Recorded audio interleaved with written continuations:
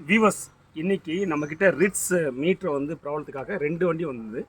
2 வண்டியிலையுமே இந்த இன்ஸ்ட்ருமெண்ட் கிளஸ்டருடைய அந்த சிம்டம்ஸ் சொல்லுவோம் இல்லையா, ப்ராப்ளம் எப்படி இருக்கோ அந்த அப்சர்வேஷன்ஸ் வந்து பார்த்திங்கன்னா விதவிதமாக இருக்குது. ஸோ அதனால தான் இந்த இன்ஸ்ட்ருமெண்ட் கிளஸ்டரை பற்றி நான் நிறைய வீடியோ உங்களுக்கு போடுவேன். அதோட பர்பஸ் என்னன்னு கேட்டிங்கன்னா, இந்த சிம்டம்ஸ் வந்து ஒரே மாதிரி இருக்கிறதில்ல. இன்ஸ்ட்ருமெண்ட் கிளஸ்டரில் உள்ள சிம்டம்ஸு ஒவ்வொரு வண்டியிலும் ஒவ்வொரு மாதிரி சிம்டம்ஸ் இருக்குது. சில வண்டி பார்த்திங்கன்னா உங்களுக்கு எதுவுமே லைட் எரியாது, சில வண்டி பார்ஷியலாக லைட் எரியும், சில வண்டி பிளிங்க் ஆகும், சில வண்டி காலையில் மட்டும் நம்ம இக்னிஷன் ஆன் பண்ணும்போது ஒரு நிமிஷமோ இல்லை 10 கிலோமீட்டர் வரைக்குமோ ஒர்க் ஆகாது, அதுக்கப்புறம் நல்லா ஒர்க் ஆகும். இந்த மாதிரி ஒவ்வொன்றும் ஒரு விதமாக இருக்குது. ஸோ அந்த மாதிரி உள்ள கம்ப்ளைண்ட்டை தான் இப்போ 2 வண்டி டுகெதராக நான் இப்போ இந்த வீடியோவில் போடுறேன். இப்போ இதை வந்து நான் வண்டியாக போடுறேன். இதுக்கப்புறம் இன்னொரு வண்டியோட சிம்டம்ஸும் நான் இதோட கண்டினியூட்டிவாக போடுறேன்.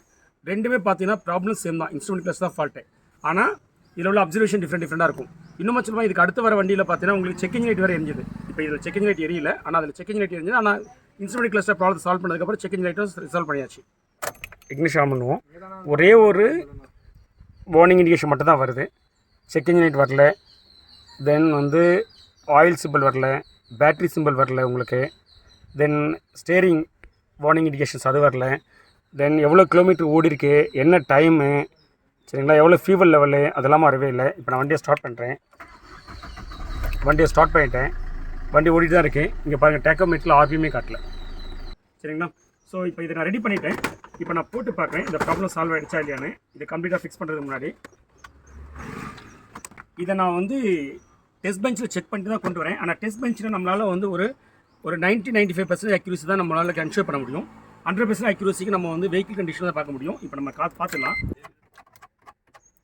இதுக்கு முன்னாடி பார்த்தீங்கன்னா உங்களுக்கு இந்த கிலோமீட்டர் ஓடினது, டைமு, ஃபியூவல் லெவலு, சரிங்களா, இங்கே பாருங்கள்.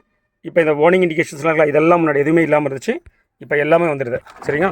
இப்போது நமக்கு டேக்கோமீட்டர் ஒரு கலர் செக் பண்ணுறோம். இப்போ நான் ஸ்டார்ட் பண்ணுறேன்.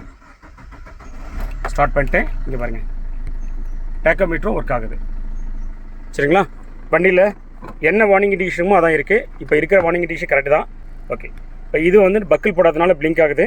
இது டோர் ஓப்பன் பண்ணியிருக்கு. இங்கே பாருங்கள், டோர் ஓப்பன் பண்ணியிருக்கு. அதனால் வந்து பார்த்தீங்கன்னா பிளிங்க் ஆகுது. இது வந்து பார்த்தீங்கன்னா நம்ம ஹேண்ட் பிரேக் போட்டிருக்கோம், அதனால் இது இந்த ஹேண்ட் பிரேக் எடுத்தால் போய்டும். சரிங்களா.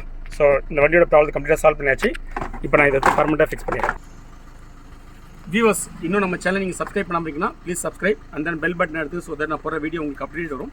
இன்னொரு விஷயம் என்னென்னா, Chennai Cartech only instrument class, ECM, wiring circuit இது மட்டும் பார்க்கல, நம்ம கம்ப்ளீட்டாக எண்ட் டு எண்ட் சொல்யூஷன் பண்ணுறோம்.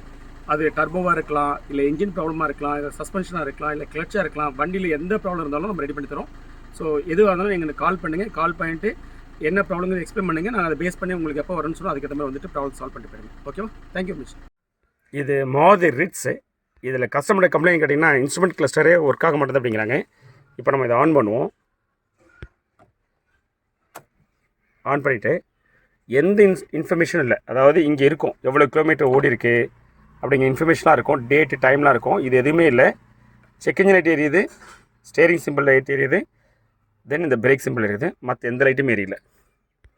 இதுதான் கஸ்டமரோட கம்ப்ளைண்ட்டு. ஓகே. இப்போது பாருங்கள், பிளிங்க் ஆகுது. சரிங்களா. இந்த பேட்ரி சிம்பிள் பிளிங்க் ஆகுது. இந்த சர்வீஸ் லைட்டு இதுவுமே வருது, சில டைம் வருதில்ல, வரமாட்டேங்குது. அந்த மாதிரி இப்போ எரிஞ்சிட்ருக்கு, சில டைம் ஆஃப் ஆகிடுது. சரிங்களா. திரும்ப ஆஃப் பண்ணி ஆன் பண்ணுறேன். இங்கே பாருங்கள், எந்த லைட்டும் எரியல. முக்கியமாக இதில் எந்த இன்ஃபர்மேஷன் வரல. இதுதான் இந்த கஸ்டமரோட கம்ப்ளைண்ட்டு. இந்த வண்டியில் இன்ஸ்ட்ருமெண்ட் கிளஸ்டரை சர்வீஸ் பண்ணி ஃபிக்ஸ் பண்ணிட்டோம், பர்மனெண்ட்டாக ஃபிக்ஸ் பண்ணிட்டோம். எல்லாமே பக்கமாகிடுச்சு.